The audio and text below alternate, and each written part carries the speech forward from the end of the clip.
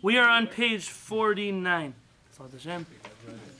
Baruch atah Adonai Eloheinu melech haolam she'akol nהיה bidvaro.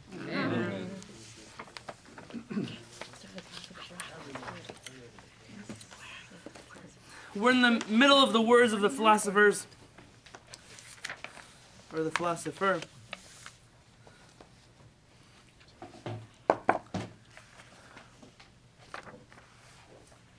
We discussed a few different ideas last week, but I'd perhaps like to share a story from the Gemara, from the Talmud.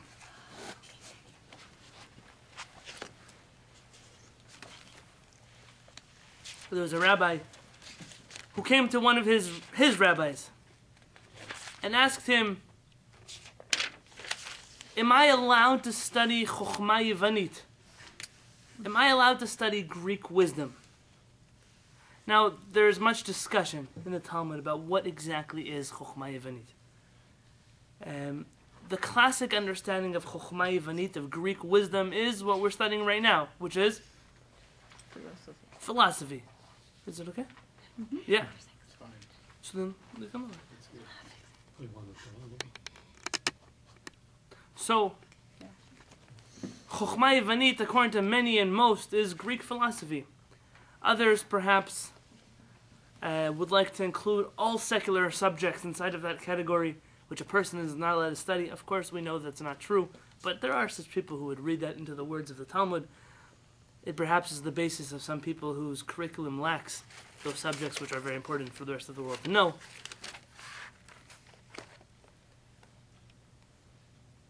But this rabbi came to his rabbi and asked him, am I permitted to study Chokhmah Yavanit, Greek wisdom? And he says, why would you be allowed to study Chokhmah Yavanit?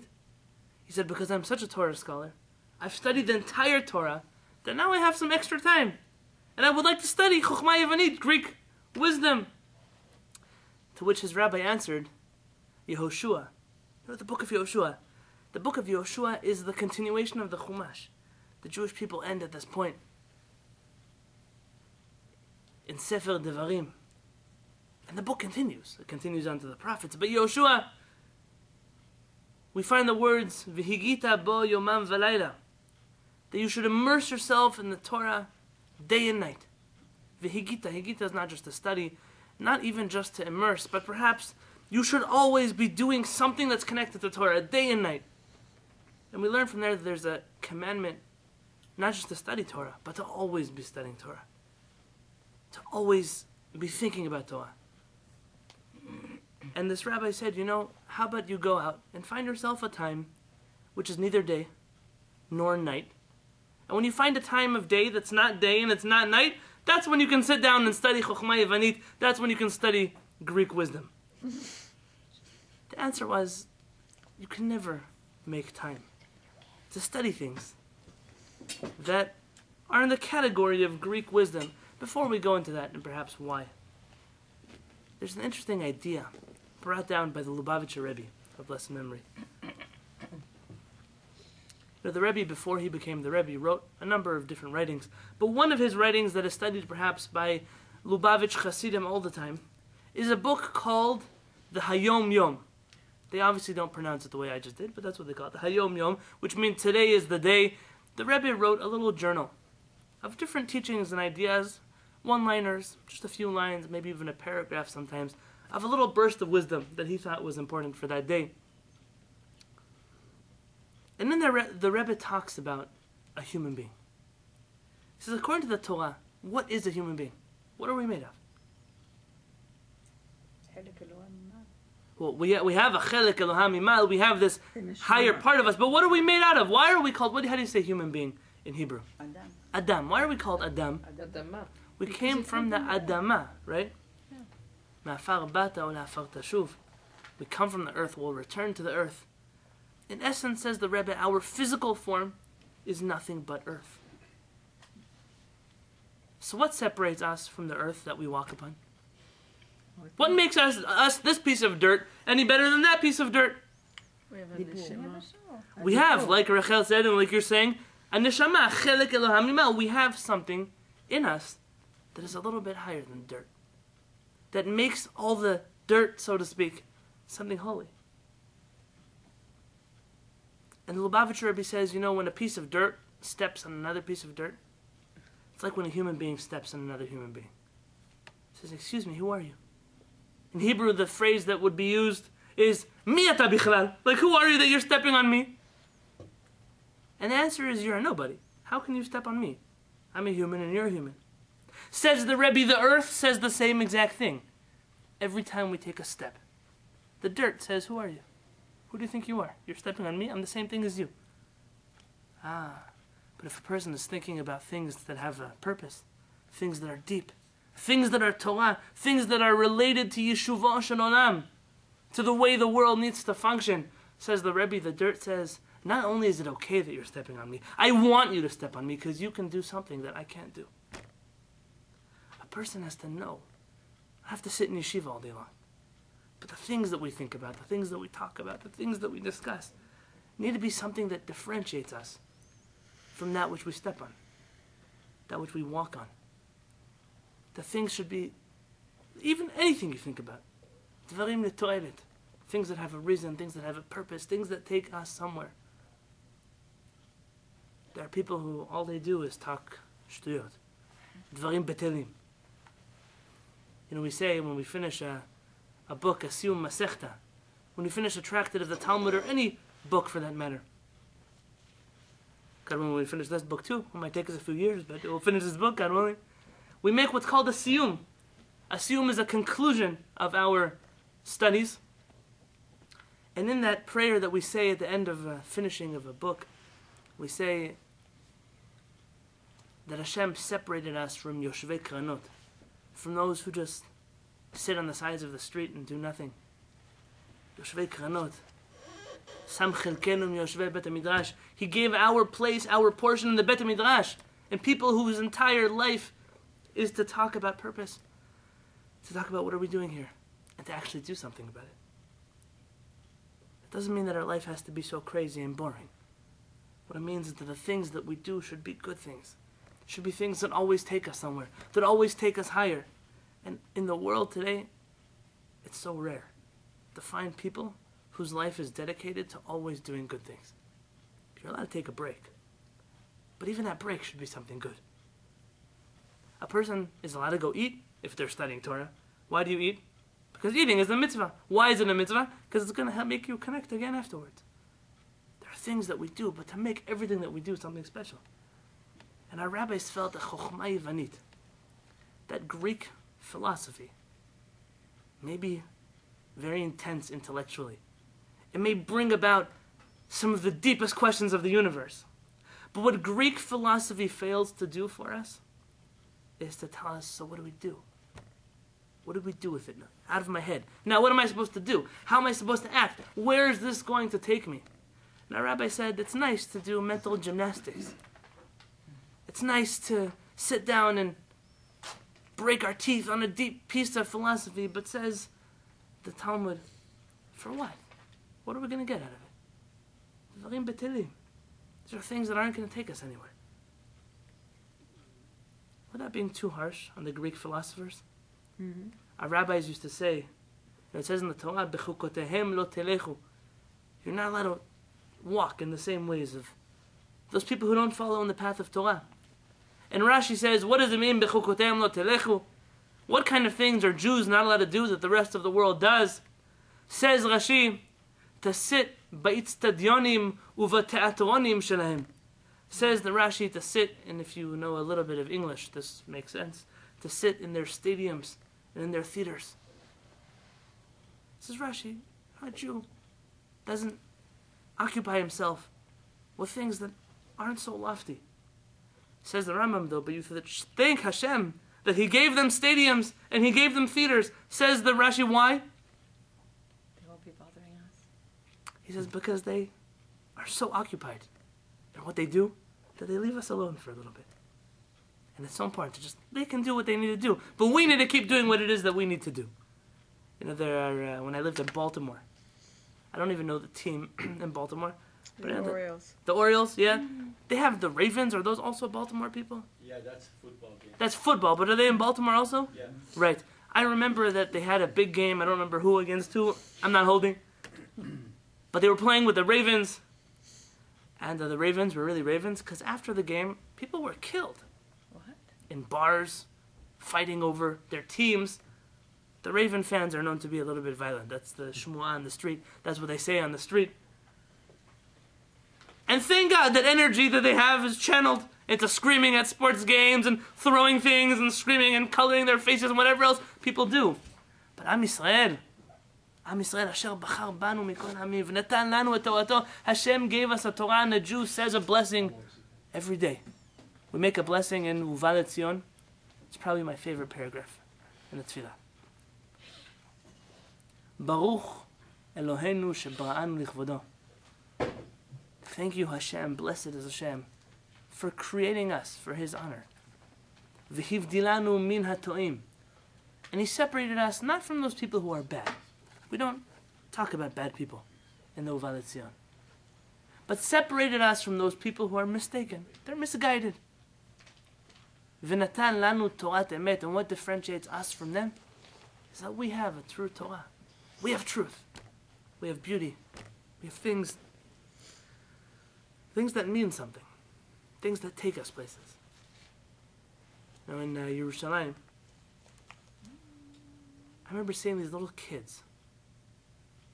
And of course they're the same kids that when they play soccer, they are kicking balls everywhere and you're afraid to walk by them because you might get killed yourself. But these same little kids, you see them helping people carrying groceries. You see little girls, maybe 8th grade if you want to be nice, babysitting for people for free because they just want to help out their neighbor so the neighbor can go to a Torah class. You walk into a hospital on Erev Shabbat and you find high schoolers, the same kids that we know as just sitting on Facebook all day long. You see these kids bringing soup to people in the hospital, reading them stories, changing their beds for them. You see signs up in communities, not just in Yerushalayim. I was in New York and I saw this too. Not signs asking for help, but signs from kids and teenagers asking if you know someone who I might be able to help because I have some time. I would like to help them. We're allowed to live in a bubble. We're allowed to. The world tells us to be like everyone else. Hevel havalim amal kohelet. It's useless. Because if you look at one of our children, someone who grew up with Torah, someone who grows up with values. I was just talking to someone about this last week. That when a husband and a wife learn Torah together, they're in essence saying that I am aware and I understand that there's someone and something that is greater than the two of us. And when things get hard, when things get tough, fine. Things get hard. Everyone has things that go hard. But I know that there's someone who's greater than me. I know that there's a reason for why I'm here and I have to do something about it. I can't just throw in the towel and give up. We're allowed to create that society. That society where people are always doing things that are l'toilet. And our rabbis felt so strongly about studying things which have no purpose, which have no toilet. So then ask a good question. Rabbi Yoni, we've been coming to your class now for a month, and all you've been talking about is Greek philosophy. Everything you just said is wonderful. We agree. Yeah, let's keep moving. How can Rabbi Yoni Halevy start us off on one of the holiest books in Judaism and talk to us for pages and pages and pages about something which our rabbis felt was useless? If we don't have a standard of comparison, then we can't appreciate what we have. So it contrasts, when we're able to contrast two things, we now appreciate what we have, perhaps in the same idea, but in a little bit of a different note. We have to start somewhere. The only reason we're spending time studying Greek philosophy is that we can build the basics to understand Judaism. It's not because we really care about the philosopher or what he says or what he wants from our life. Rather, the reason we study Greek philosophy is only so that we can come out to understand what is Judaism. What is truth? And on that note, I think we've studied enough philosophy. I think we've been down this road. I feel like the rest of the words of the philosopher are nice. They're interesting, if you were in a course in Greek Philosophy 101.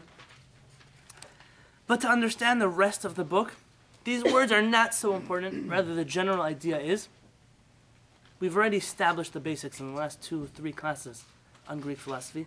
By the way, classes 6 and 7 are now online. 6 is on the website and on YouTube. 7 is just on YouTube. I'm looking for where it went. On the website, God willing, if you want, you can check that out. What number are we tonight? This is class number 8. God willing. Rabbi, I just want to make one point before we Sure. go on, and that's that in that era, and for much of Western history, philosophy was the basis of scientific reasoning and thought and development of technology, sciences, everything else. And you had to study that in order to be a physician, to be a scientist of any kind.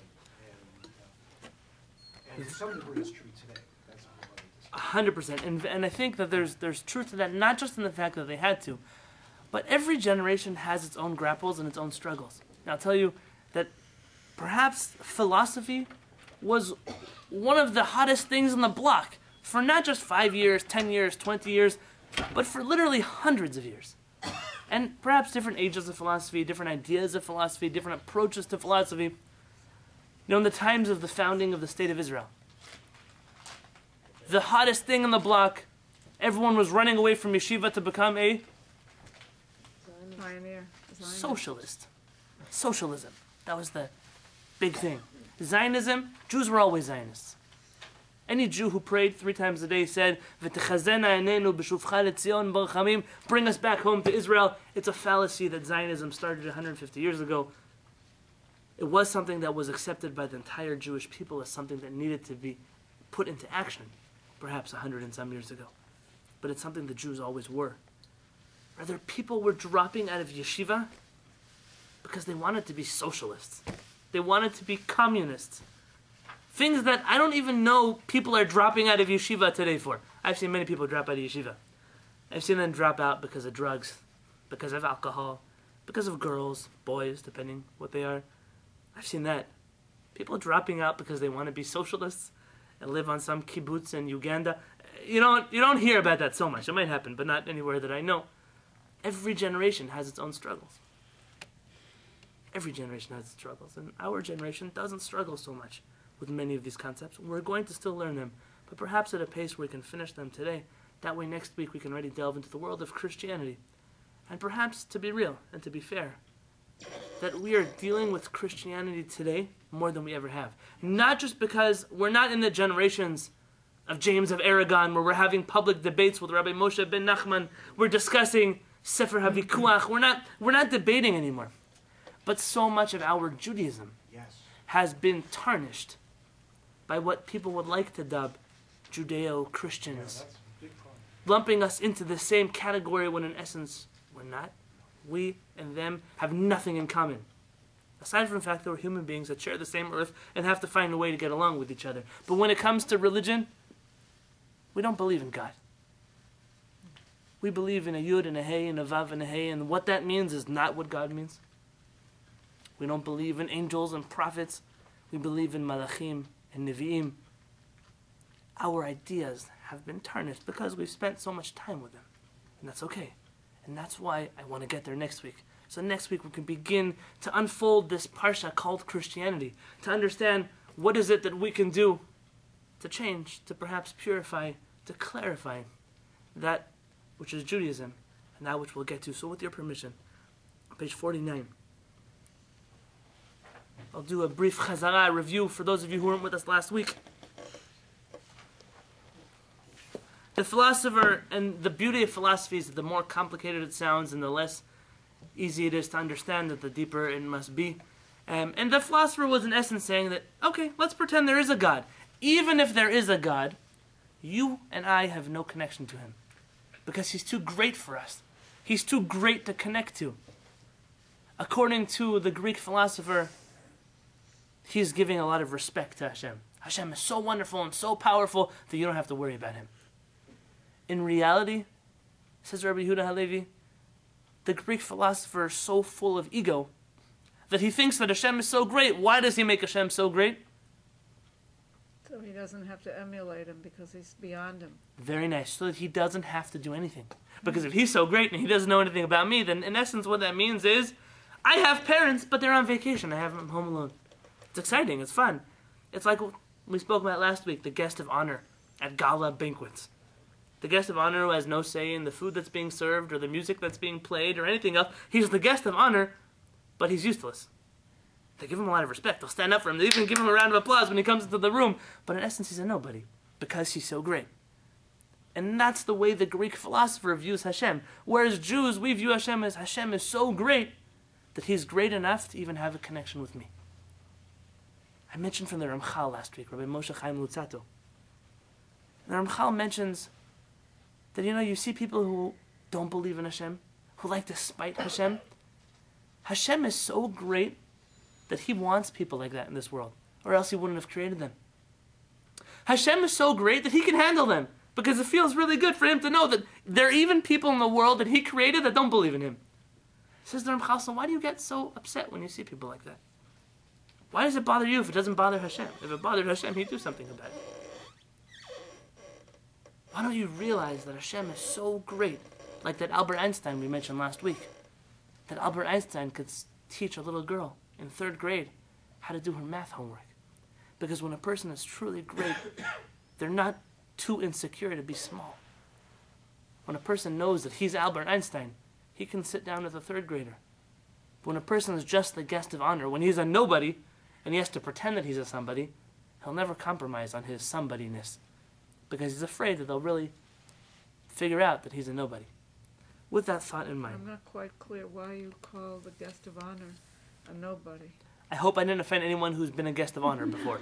The guest... No, you haven't offended me. I'm just curious. Yeah, the guest of honor, as we spoke about last week, the guest of honor is, in essence, this person that they bring. He might even give a speech, but they don't ask him anything. He doesn't run the organization. He has nothing to do with an organization. He just perhaps gave a lot of money to the organization, or he was instrumental in somehow helping the organization, but they didn't ask him how the event should look, what he wants to happen there. He's so great, he's so respected, they don't bother him with the details. And for some people, that's greatness. So what do you mean by nobody? He doesn't have any influence in the decisions. In the decision process, and that's like Hashem. Hashem is so great, he has no say in what actually happens in this world. That's what the philosopher believes. So, if there is a Hashem, according to the philosopher, we're in paragraph 9. I'll read a little bit in Hebrew and then we'll switch over to English. Im yomeru hafilosofim shehu bera'acha. If the philosophers tell you that Hashem created you, ze al derech ha'avara.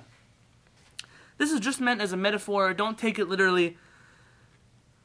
מפני שהוא עילת העילות בבריאת כל נברא, לא מפני שהוא בכוונה מאיתו, ולא ברא מעולם אדם כי העולם קדמון, ולא שר האדם נולד מאדם שקדמו. What is meant is that God is the ultimate source of all that exists. But not that God deliberately created you. God never created man, says the philosopher. Rather, the universe has always existed. Man has also always existed, constantly being born from the previous generation, and the previous generation from the one before it, and so on. Says the philosopher, what does it mean that Hashem didn't create you, but they say that he created you? You know, you go to the beach, and it's about 4:50 today. What do we call that time of day?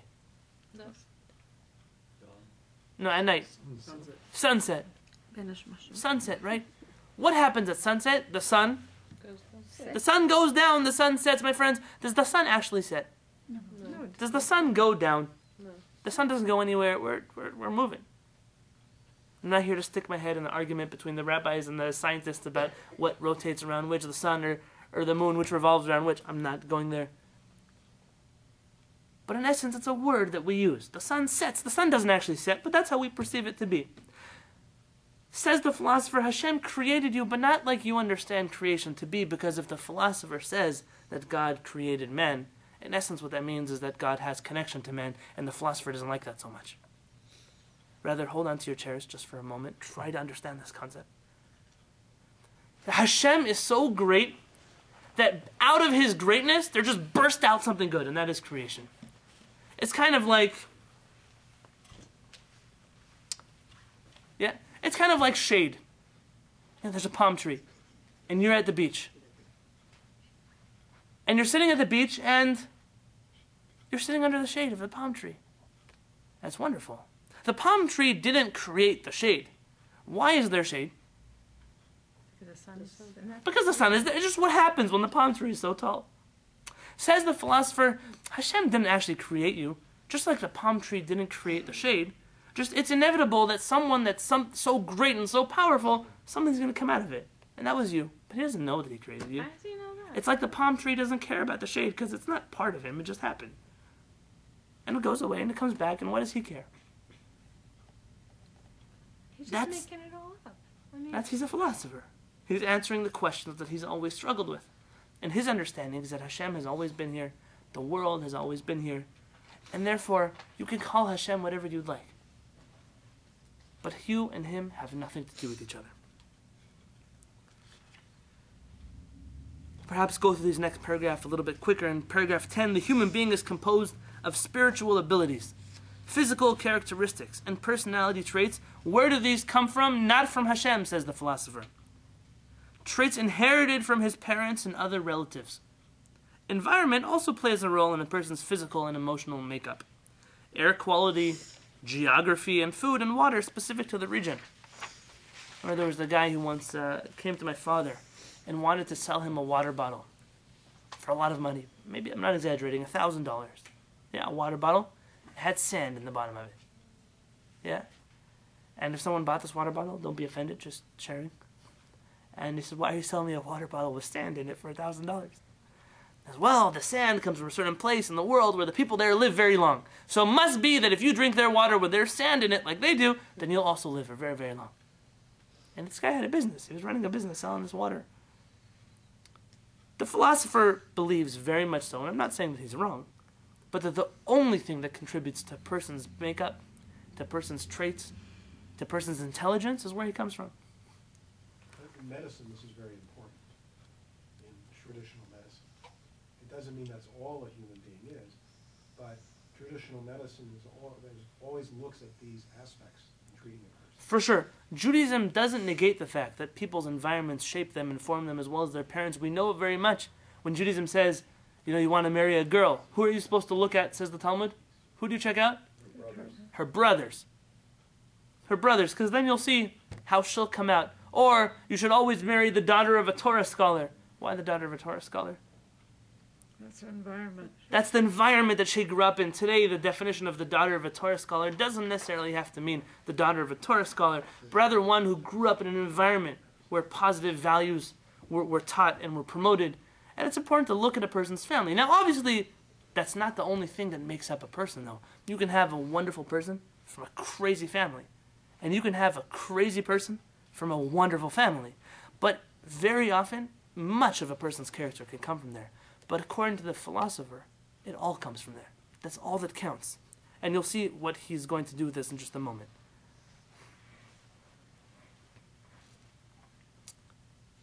And then he goes on to talk about the stars and the different celestial bodies, all radiate various influences upon the individual. You can see source 5 if you'd like to see the understanding of Judaism and astrology. It's not what I came to speak about today. In paragraph 11, the philosopher tells us all worldly phenomena can ultimately be traced back to the prime cause. What is the prime cause? It's Aristotle, isn't it? Yeah, but what is that? It's synonymous with a word that we would use in religion. Prime mover, what is it? Negotiate? The prime cause is Hashem. Yeah? That's not what he said. Hasiba harishona. The first reason, the first cause, the Rambam uses the term very similar to this in his understanding of what is Hashem. Says the Greek philosopher, but that does not mean that it intentionally created everything. Rather, there was a natural drive that led this prime cause to produce a secondary cause, which in turn produced a third and fourth cause, and so on. These causes and their respective effects are inseparable.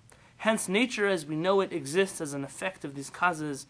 Furthermore, nature has been this way forever, just like the prime cause.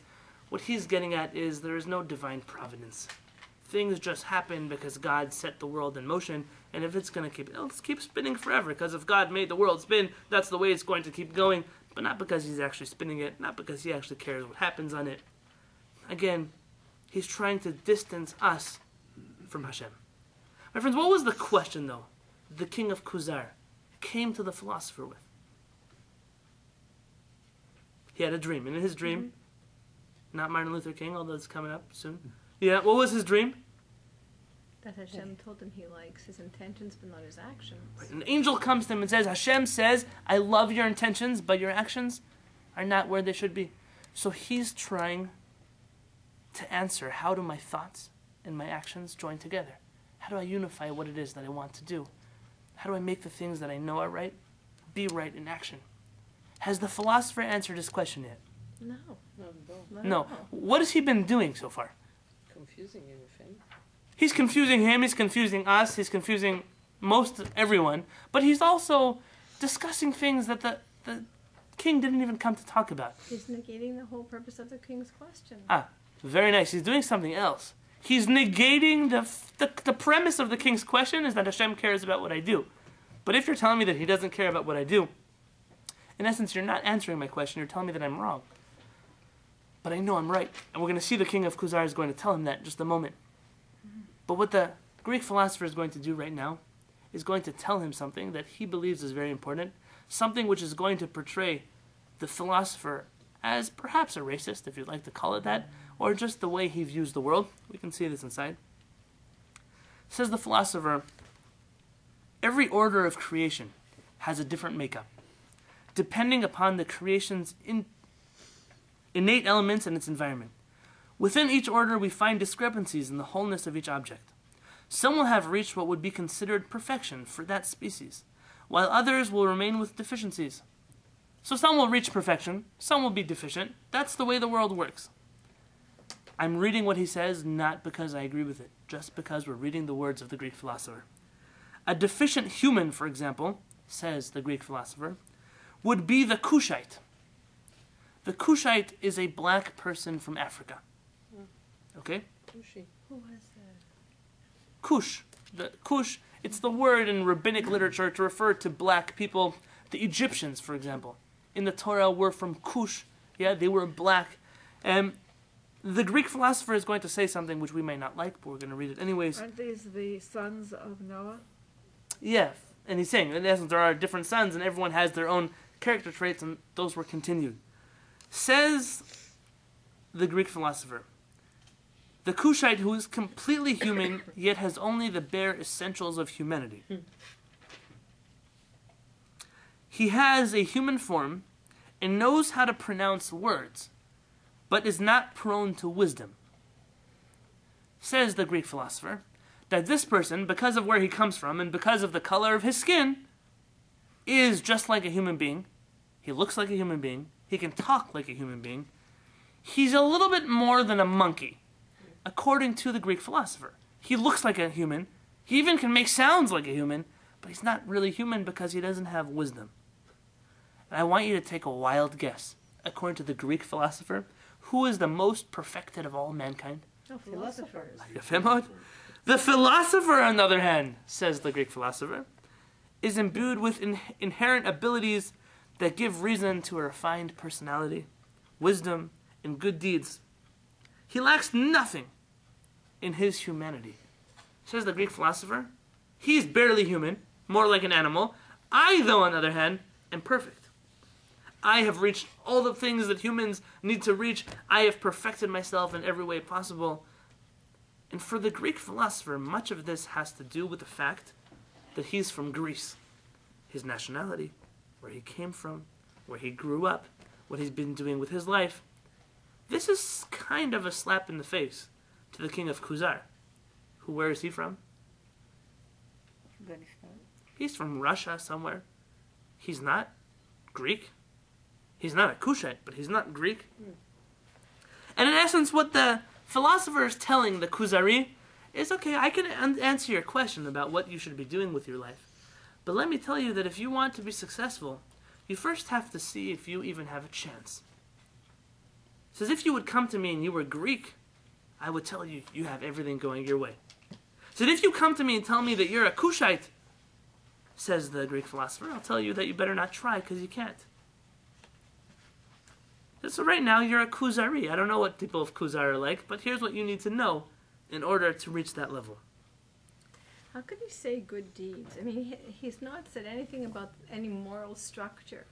And it means that everything is sort of relative. You just make it up as you go along. So, I mean, it like doesn't make any sense to me that you could say good deeds, because the good deeds are based on moral values. You're right. There are ethics. There's the Macamanian wisdom ethics, which even today, even atheists follow, in terms of right behavior and doing this. Objective morality. Objective morality. This has been a discussion for a long It's time. all Objective relative. morality, subjective morality. The Catholic Church loves this debate. It's one of their favorites. They have books of theology written on this. We're going to get there right now. What we're going to do is we're going to skip pages 52, 53. Yeah. On the bottom of page 53. You can read this at home. It's not so relevant to anything that we are going to discuss. That's why we're skipping it. On the bottom of page 53. So, continued the philosopher, becoming close to the Creator, as you put it, because the Kuzari came to ask about becoming close to the Creator, is only a figurative term, just like God creating the world or God creating you. It's all figurative. What you should do is pursue and seek out the true knowledge of all things, to the point where your intellect becomes active and no longer passive. According to the Greek philosopher, it's intellect. Use your brain. Perfect the way you think, the way you perceive. Attach yourself to the paths of the righteous. Now this sounds kind of Jewish, but look what he's going to say. Both in traits and in deeds, because this will help you acquire the vision of truth, as well as attachment and resemblance to the active intellect. There's a whole shir by Rav Uri Sharkey on active intellect versus prime cause, and what are the words that we would use for that in Judaism. Yeah, we can have that discussion one day if you would like. It's not so important. By emulating the righteous. Now you have to understand that the righteous of the Greek philosopher is not exactly the righteous of what we would call righteous, but for him, who he views to be righteous, you will acquire the traits of contentment, humility, and submissiveness to others, as well as all other positive traits. You will also praise and elevate the prime cause in this process.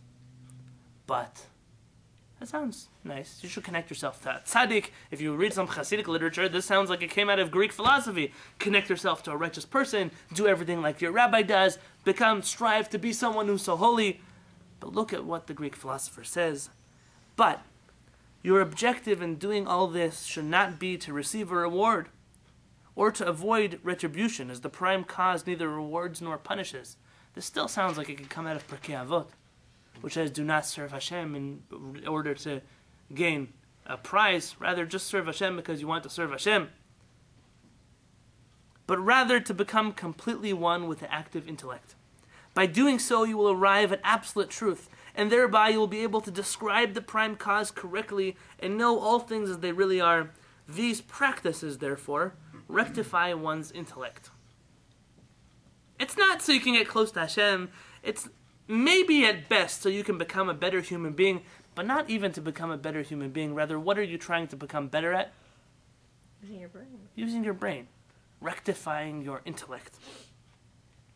But everything that he's talking about is true. There's everything that comes to the human mind. And it's saying that the highest possible thing is a human intellect. But where does the Kuzari stand? Where is he with his intellect? What did Hashem tell him about his intellect?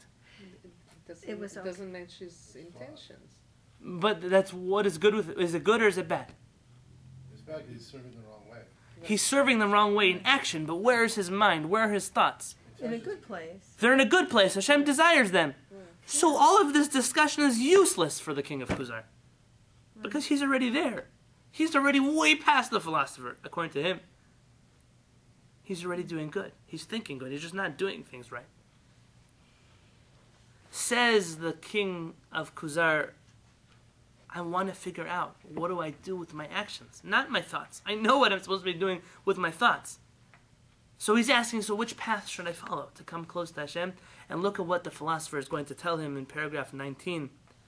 Once you have integrated this philosophy within yourself, you need not concern yourself with which specific dogma, set of rituals, and other actions, and choice of words or language you will follow. You don't need to follow a religion. You don't need a prayer book. People talk like this all the time. They discuss the need to get away from organized religion. It's great philosophy. Know that there's a God, perfect yourself, but don't follow any set of rules or dogma. You know, there's this bumper sticker you see, floating around. Car ran over my dogma. You know, that's a nice one, but there's normally on people whose car says that, right? You'll find another one. It says coexist. Oh, yeah. Oh, yeah. Now, this coexist is made up of every different religion symbol. Right. It's a very nice idea to coexist. I'm all for it. But it's impossible to coexist with someone who wants you dead. It's really hard to do. In essence, people say, let's get away from religion, from organized anything, and just do what we know is right, what we think is right. Look at what the Greek philosopher is saying right now. If you like, you can even fabricate your own religion. People do this all the time, which promotes humility. That's what your religion should do. Exalts the prime cause, which is to rectify your intellect, help you correct your traits, and does the same for your family members and your fellow countrymen, if you can get them to listen to you, says the philosopher. Or you might adopt the intellectually stimulating rituals of the philosophers. But your ultimate objective should be purification of the soul, so you can perceive things more accurately. He's speaking gibberish, but in essence, this reminds me of the 1930s in Berlin. The Jews who had run away from yeshiva to become socialists and communists. There was a group of professors in the University of Berlin, a famous group of professors whose name I don't remember, who would meet every single day during lunch to study Talmud together. Because they loved that from the yeshiva. They studied Talmud together and they would argue and then they would go back to their work. But while they were studying, they were munching on their ham and cheese sandwiches. They weren't wearing kippahs and they didn't believe in God. They just really appreciated that intellectual stimulation that they had in yeshiva. And I'll tell you, when I was in Baltimore in yeshiva, there were people who would always try to recruit us for law school. It was a big thing there. Johns Hopkins University was always recruiting at Ner Yisrael. They have this thing where they have found that people who have studied Talmud for years, you're talking about a guy who studied 6, 7, 8, 9 years of Talmud for 16, 17, 18 hours a day, they know how to think. They know how to debate. They know how to rip things to pieces, put them back together and rip them up again, and put them back together. They know how to use their seichel. That's great. And I remember talking to someone who had said that what takes us years to teach your average American high schooler to do, these kids are already doing when they're young. They already know how to do it. They're perfecting their intellect. I got an email today, and I'm trying to determine whether it's true. But the email said that in South Korea, every child has a Talmud and studies Talmud because they know that Jews are very smart and they want to be like Jews. It's true. I did my research. Anyone ever read that? I did my research. It happens to be true. Although they're not studying Talmud like they do in yeshivas, it's mostly stories from the Talmud. They have this idea that there are moral and ethical stories there that have clearly perfected the Jews and they want to perfect them as well. I did do research. It's not exactly studying Talmud like we would consider studying Talmud, but there's truth to that. But again, you're talking about people who have thrown away the purpose and are just enjoying the intellectual stimulation. Says the Greek philosopher, you can do whatever you want. Just make sure that you're perfecting your mind. You're doing something with your brain. So it's not to get closer to Hashem. Right, it's not to get closer to Hashem, it's just to perfect your intellect. Yes. Sometimes it's to spite the person because, like, I have a friend who's in Chinese medicine. His father was a big-time socialist, atheist. And then later in his life, he started learning Talmud every day. And they asked him, why are you learning Talmud? And I said, because, I want to be with Moshe Rabbeinu after I die. Sometimes there's something beyond. For sure there's something beyond. Draws people, even if they don't seem to believe it. It's true. You're 100% right. Sometimes in the places that look like they're the deepest heretics, you find the deepest truth and belief that actually happens to be very true. But in essence, there are those who pursue things on a purely intellectual level. You know, there's a famous story. And I'm going on a tangent because we have just a paragraph left till section 2. Which is a big deal because most of you thought we'd never see page 55 this year. Yeah, we didn't. We started in 2012. We got here in 2013. So, in the time of the Khatam Sofer, Rabbi Sofer was one of the big rabbis in Europe. There was a movement that was starting and was taking Europe by storm. It was known as the Haskalah, the Enlightenment movement. It was perhaps the precursor to the Reform movement today, or then. The Haskalah very much believed in, whatever you would like to say, they believed in moving forward and getting the Jews out of medieval times and progressive Judaism. The Talmud says, "Uvnei Korach lo metu," right? The children of Korach never died. They keep living in every generation. Korach has kids. And this movement found it their business to attack everything that religious Jews did. Many rabbis that you've heard of sat in jail for years because of these early Haskalah leaders who went to the governments and tried to get them thrown into prison, or even worse, in different cases like that of the Malbim, where they tried to kill him. Not such a pretty time in Jewish history. But there were those who had really learned in yeshiva, and they knew a lot. And they just left at some point in time, but they learned a lot of Torah. And they would like to use Torah concepts to get rid of Judaism. That was their thing. And one of the biggest beliefs of the early Haskalah movement, the Enlightenment movement, was the Hebrew language. Dikduk, Hebrew grammar. They decided, let's not study Torah so much, but let's study Jewish culture. Let's study Hebrew. Let's make that what Jews are all about. We're just a culture. We're like everyone else. We have our own culture. People like culture. And grammar and Hebrew grammar became their thing. There's actually a legend, and I don't know that it's true, but that the reason why Hasidic Jews pronounce Hebrew so funny. Have you heard Hasidic? Yeah? You know, the Avinu Malkeinu, like we say in Ashkenaz, Avinu Malkeinu. Some Hasidic groups will say Uvini Malkaini. Yeah, that's what? Hungarian. Yeah, there you go, the Hungarian Hasidim. And there's no source for such a way to pronounce Hebrew.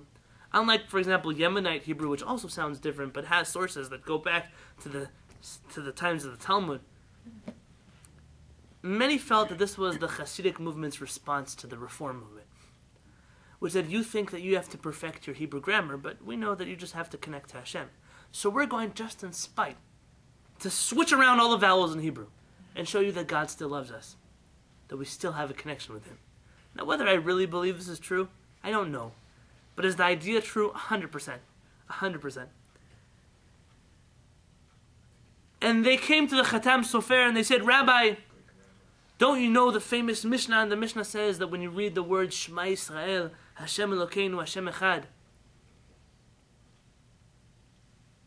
anyone who reads Shema Yisrael, V'lo medakdek be'ototea, but doesn't pronounce the words properly, Yatzah, he's fulfilled his obligation. But Yatzah doesn't mean that they did it in the most ideal fashion. Rather, the proper way is to read Shema Yisrael and also to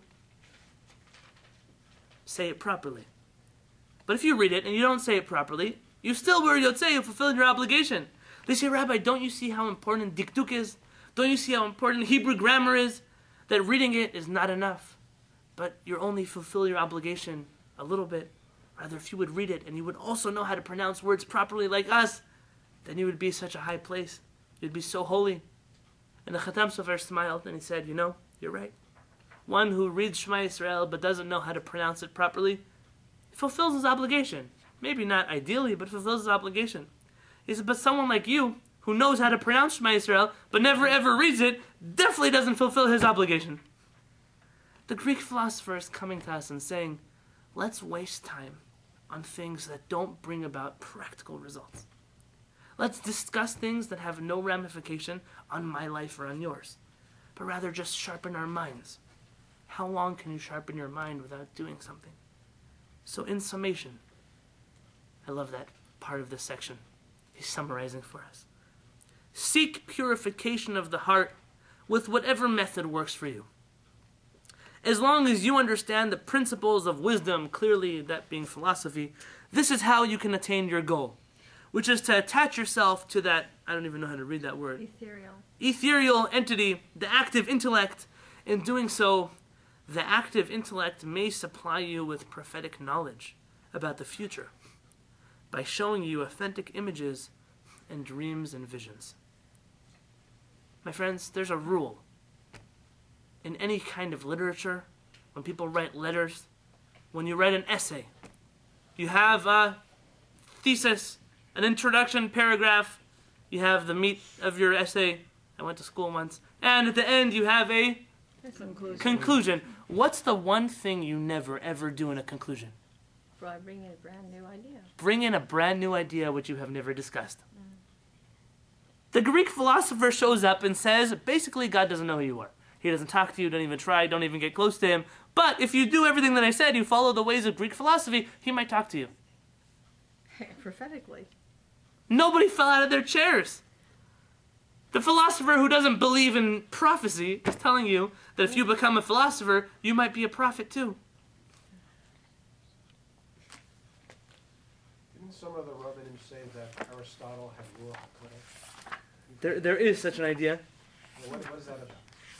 That's a different discussion about who you believe Aristotle was and what you think that he did. I think that opinion is brought down by Rabbi Yaakov Kuli in the book Me'am Loez, where he believes that Aristotle discovered God at the end of his life and burned all of his writings. Now, whether you believe that to be historically accurate or not, that's what he believes it was. And he actually felt very strongly that we know that Aristotle, he was the teacher of who? Who was he the teacher of? Famous student he had? Alexander the Great. Alexander the Great was the student of Aristotle.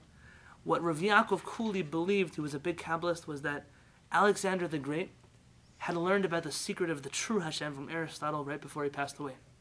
And that led to his success in fighting the wars around the world, was because he had Hashem on his side. That explains very much of the positive Jewish attitude towards Alexander, towards the name Alexander, that Alexander in essence came to the true understanding of Hashem as Jews believed in it. And that explains very much of our history with Alexander the Great. Whether it's historically accurate with what we know history to be today is a different discussion. But yes, there are those that say that. I'd like to perhaps end off with this idea.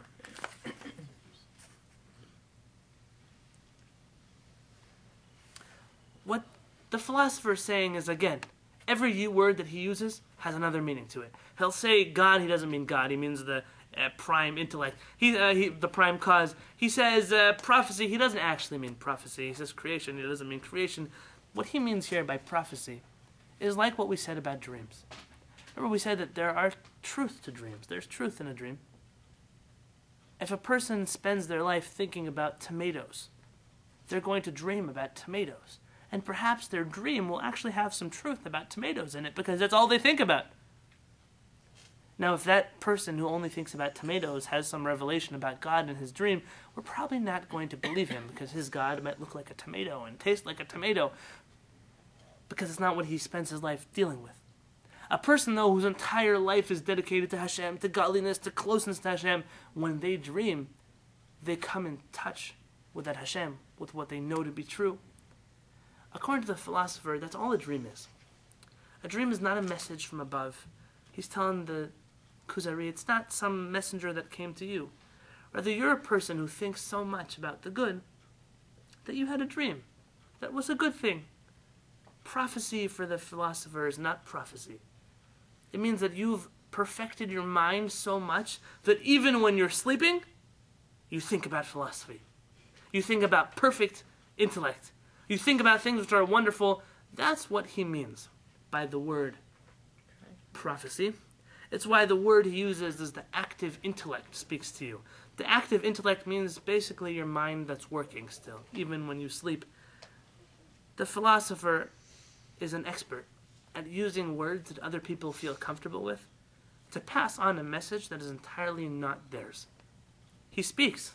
He speaks about prophecy because he knows the king believes in prophecy, but he redefines prophecy and tells the king, you just got it wrong. I'm going to explain to you what prophecy is. Maybe just so we end off on a good note. And we'll wrap up the class with one sentence from here. we've always seen this one side of the dialogue from the Greek philosopher. The Kuzari, the king of Kuzari, says back, Amar Kuzari, the Kuzari says, Ro'eh ani devarecha nechochim umaspikim. Your words seem logically sound and sufficient. Ach inam mifikim l'she'elati. However, they do not provide a solution for my quest. They make a lot of sense. They don't. My intellect might even begin to understand these ideas. But you're not answering my question. I had a question. I gave you a chance. He's going to give the Greek philosopher another paragraph of a chance in sections 3. And then we'll move on to 4 next week. God willing, we'll see the dialogue of the king of Kuzar with the philosopher, where he tells them that if you're so right, there'd be more like you. You guys would all be geniuses and connected to this active intellect, but we don't see any of that by you. And the king of Kuzar moves on in his world, which is the world of Christianity. He then moves on to the world of Islam, and discusses with a Muslim his beliefs. He doesn't go to the Jew. He doesn't go to the Jew, and we're going to discuss that next week too, about the great Chilul Hashem, the desecration of God's name when the Jewish people are downtrodden people, when the Jewish people have no land, when the Jewish people are not a nation, they're just a religion. And God willing, we'll get there. But next week we'll discuss Christianity. Perhaps for a week or 2, we'll reach the world of Islam, after which we'll finally come to the world of Judaism, which is the rest of the book. B'ezrat Hashem, we should know. We should know to do what the king of Kuzar just did. It's perhaps one of the most important things I ever learned from my rabbi. The Rav Eliyahu Dessler. Oh, Yeah, you know Rav Eliyahu Dessler? He wrote a book called The Michtav Eliyahu, the letter from Eliyahu, which in English is Strive for Truth. It's a famous book. You may have seen it. It's a 3-volume book. It's worth investing money into.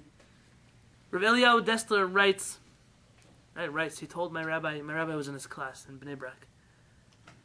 And Rav Eliyahu Dessler said, you have to know how to respect people. You have to know how to talk to people and let them tell you things that you don't believe in them.